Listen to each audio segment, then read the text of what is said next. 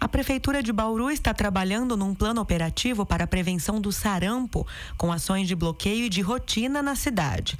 Para falar conosco sobre esse trabalho, nós recebemos aqui no programa Espaço Aberto, pela TV e Rádio Câmara Bauru, o Ezequiel Santos. Ele é diretor de Vigilância Epidemiológica da Secretaria Municipal de Saúde. Ezequiel, eu queria te agradecer mais uma vez pela presença aqui conosco. Nós que agradecemos a oportunidade e sempre estaremos à disposição. Bom, eu sou Lidiane Oliveira, aqui comigo nos trabalhos técnicos pela Rádio Câmara, Fernando Castilho, e pela TV Câmara, o Gustavo Rosella.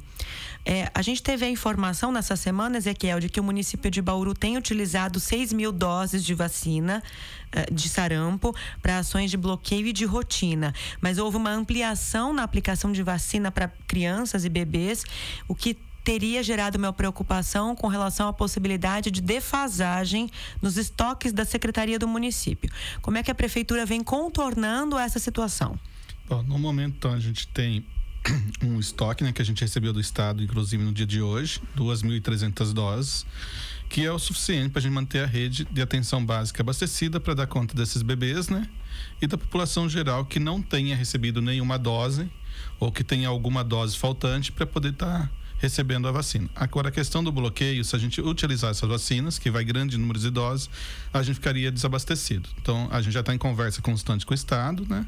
Já foi enviado um documento, tudo mais. O Estado também está muito envolvido na discussão e está dependendo agora do Ministério da Saúde estar resolvendo essa questão da vacinação, porque não estamos em falta da vacina no município nesse momento, mas os bloqueios ficam comprometidos por conta desse estoque reduzido. E isso agora vamos ver como que o Ministério vai trabalhar junto com o Estado.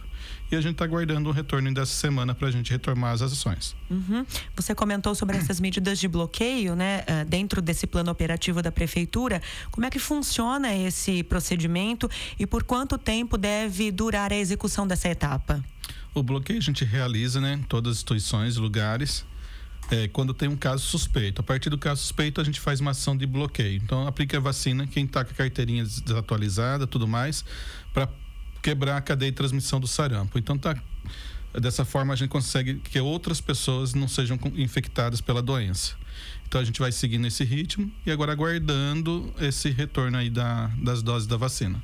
Dentro dessas ações de bloqueio já foram vacinados servidores que atuam na área da saúde, atendimento hospitalar. Houve também um trabalho muito próximo de orientação das escolas da rede pública e particular também na cidade, né, Ezequiel? Isso, a gente fez orientações em todas as escolas públicas, particulares, estaduais, cursos técnicos, universidades, sobre as formas de prevenir a doença, né, que é manter a atualização da carteira vacinal dos professores, dos alunos, das crianças principalmente. E trabalhamos também junto com a gente está com reunião, na verdade, marcada amanhã com os empresários da cidade para orientar os seus funcionários dentro das empresas e como que tentar trabalhando essa questão. Num caso suspeito, o que eles têm que fazer manter a carteira de vacinação dos funcionários atualizadas para que a gente consiga fazer a quebra da transmissão dessa doença.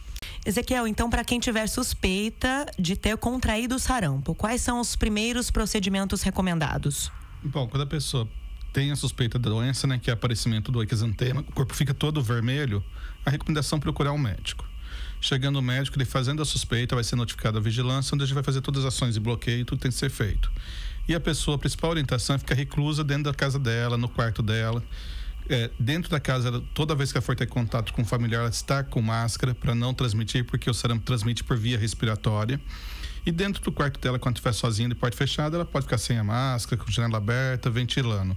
Mas o importante é ela não sair, não circular a partir da suspeita. Ela ficar na casa dela, quietinha, até quando o médico deixou no atestado a liberação. Então, geralmente fica recluso entre 4 e 5 dias. Depois disso, já está liberado para circular, voltar a trabalhar, ir para a escola, tudo normal. E a partir dessa suspeita e desse contato com o médico, desse atendimento com o médico, é importante passar todas as informações sobre onde pode ter contraído, com quem teve contato, para que esse bloqueio seja feito o mais rápido possível. Isso, sempre na hora que for notificar, né?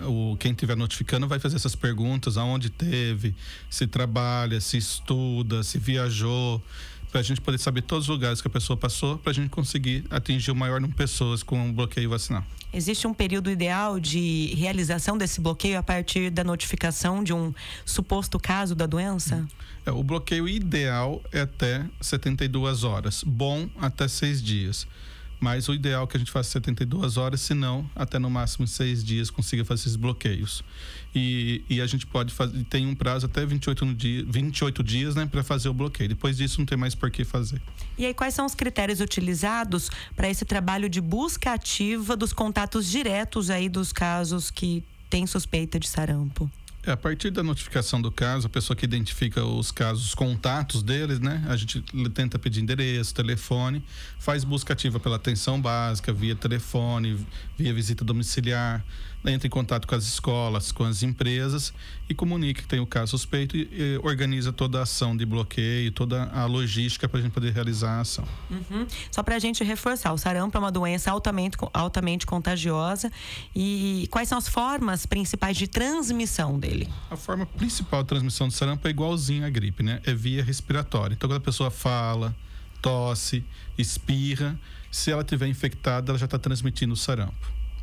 Sintomas são as manchas no corpo, como você comentou. Isso. Os primeiros sintomas, na verdade, pode começar com uma tosse seca, dor de garganta, nariz escorrendo, pode ter um pouquinho de conjuntivite, que é uma conjuntivite não tão agressiva, que geralmente não tem muita secreção.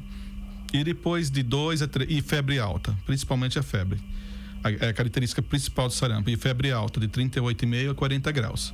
E após 2 a 3 dias da febre, vem o vermelhidão no corpo, que é o exantema, né? Aí, que dura em torno de 4 a 5 dias também.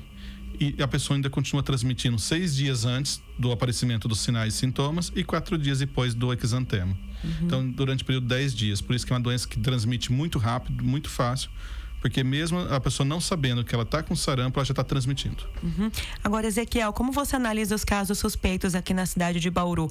O município tem tratado essa situação do sarampo como surto, como epidemia? Como é que vocês têm analisado tudo isso? No momento, a gente está vivenciando um surto, né? A nível estado e a nível município. Não se caracteriza uma epidemia. Então, no momento, é um surto e a gente está tentando contê-lo. Nós tivemos a informação também pela assessoria de imprensa da prefeitura já faz alguns dias que a faixa etária com maior número de casos suspeitos seria de jovens. Isso, a gente segue a tendência do estado de São Paulo, né? Que é a faixa etária entre os 15 a 29 anos, que a gente tem o maior número de casos suspeitos. A gente vê que é uma população difícil de atingir com vacina, porque são jovens, adolescentes, adultos jovens, que nesse momento não estão preocupados com prevenção, né? E que circulam muito, são pessoas que viajam, vão para balada, vão em festas, são pessoas que estão mais expostas. E que nesse momento eles se sentem poderosos, né? Acham que podem tudo, que nada vai atingi-los. Então, eles são uma população difícil de trabalhar a prevenção. Então, a gente vê que é o maior número de casos suspeitos, não só aqui em Bauru, mas o estado de São Paulo também segue a mesma tendência. Agora, no início do surto de sarampo em Bauru, foi divulgado que os pontos da cidade com maior incidência de suspeita de casos foram nos bairros da região da Vila Ipiranga e do Jardim Godói. Isso se mantém? Sim, se mantém por enquanto. O último boletim nosso até continua mantendo ali, porque o caso zero nosso, né, mora ali no Jardim Godói o caso zero, então é esperar que tivesse um pouquinho maior de caso ali. Região Bela Vista sempre tem uma população muito densa, muito aglomerado e acaba sempre tendo uma ocorrência maior de doença nessa região. E o Ipiranga, porque provavelmente o caso zero nosso pegou a doença numa festa que teve ali no recinto Melo Moraes no mês passado, em junho, né, de umas faculdades que vieram de São Paulo. Então a gente esperava que tivesse um pouquinho maior número de pessoas. E também é uma região muito populosa, muito densa e que circulam também toda a cidade.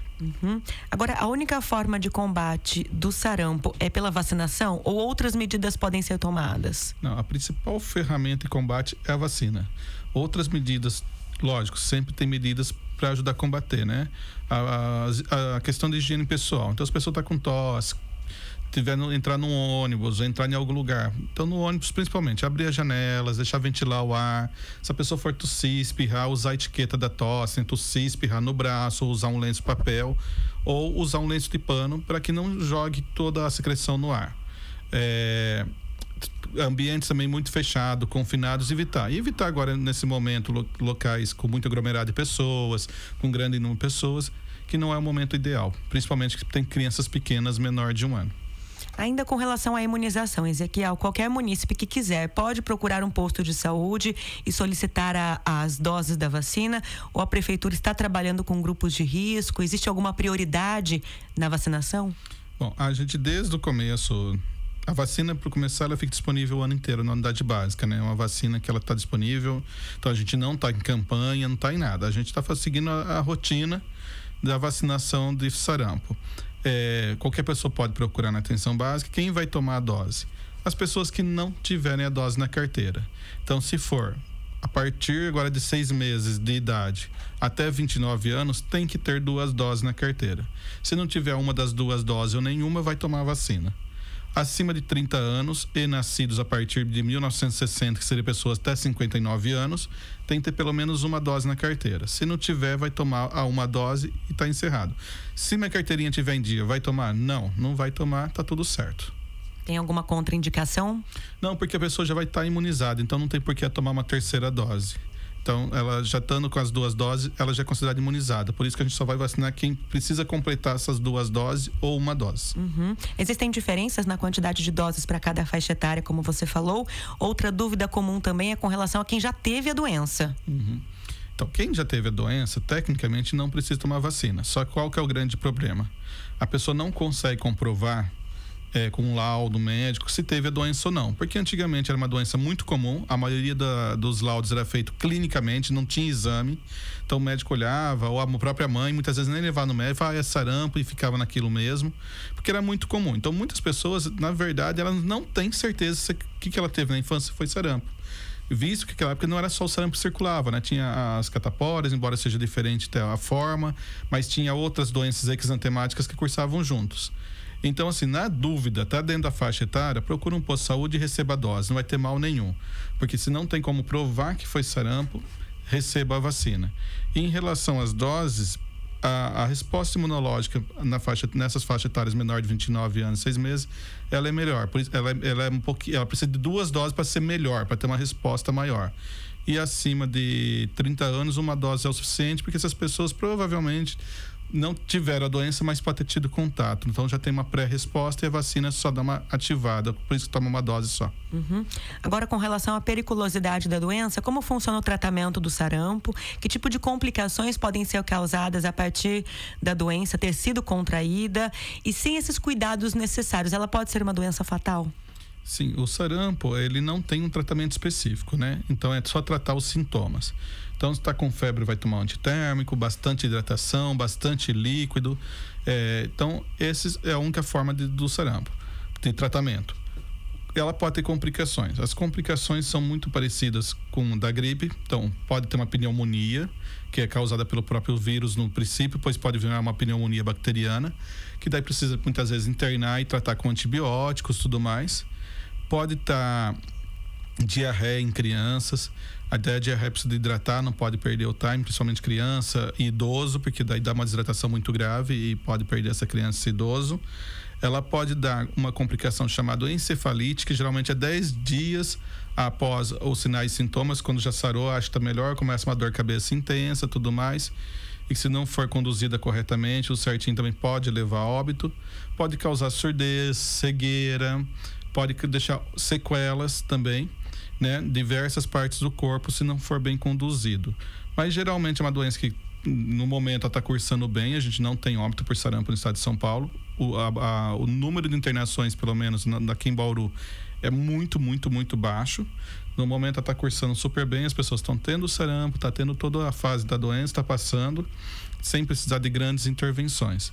Mas é uma doença que é considerada fatal, ela está dentro das doenças graves no mundo, então é uma doença que me preocupa o mundo todo, não só o Brasil.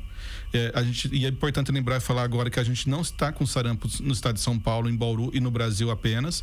O mundo inteiro está em surto de sarampo nesse momento, né? Inglaterra mesmo, a semana passada, perdeu o certificado internacional de vacina contra o sarampo, porque ela está em surto de sarampo nesse momento. Estados Unidos está em surto, Portugal, Itália, toda a Europa está em surto de sarampo. Então não é um problema só aqui no Brasil e em Bauru, é o mundo todo. E é uma doença que preocupa o mundo todo pela gravidade dela, sim.